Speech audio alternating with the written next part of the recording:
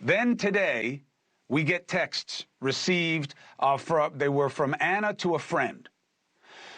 Originally, they were in Spanish. We had them translated, and this is basically what it is, all right? David had a lover in Bogota, Colombia, and he was with her. It was while I was trying to fix things with him, with the couples therapist. In the meantime, he's yelling at me that I'm a bitch for putting him on trial in front of others. I'm the only bad person here. The only problem is me. He was making plans with her. I found out about it after he left me like a dog in the street of Belgrade, which is in Serbia. That's most likely a metaphor, right? The friend says, I didn't know that. Ana says, I don't think I can forgive it. And forget about the sex. I can't even talk to you about it. Terrible. I was feeling abused at that point. Very aggressive. So the truth is, I can't keep this. I have a lot of pain.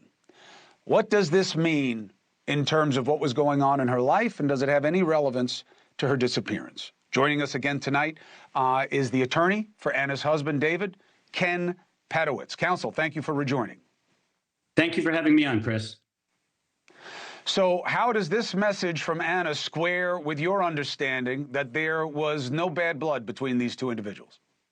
Well, let me first say again, Chris, that it's a terrible situation that this young lady is missing from her family and friends. Mm-hmm. And my heart, and I'm sure my client, as he told me, is very concerned about it and wishes that she be found as soon as possible.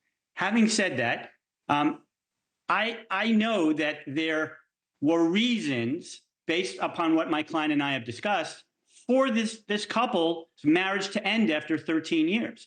And the reason that this couple separated for approximately 4 months and were planning a divorce is because of the personal matters that occurred between them as a couple.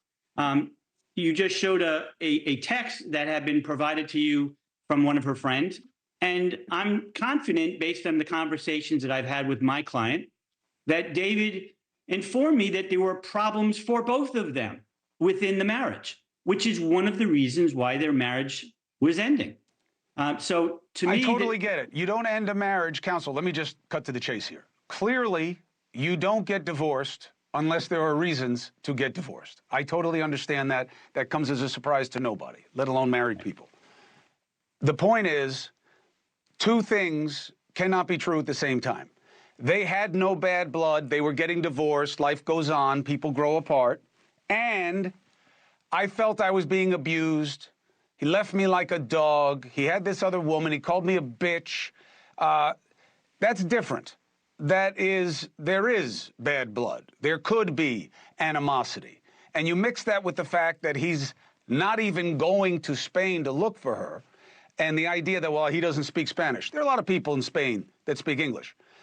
Makes people wonder, why is he so hands-off in this situation? Why is he half a world away in Serbia?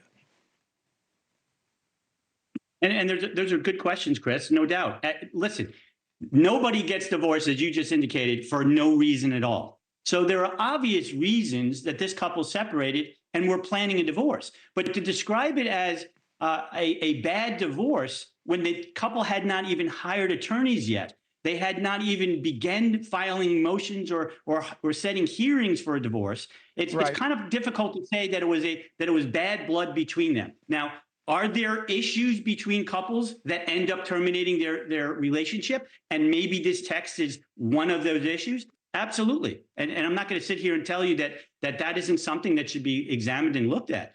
But I think you need to take it into context. This was a couple that separated, and I think for a good reason. Hey, thank you for watching.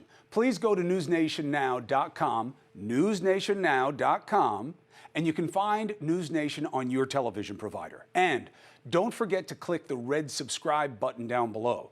Then you will get more of NewsNation's fact-driven coverage.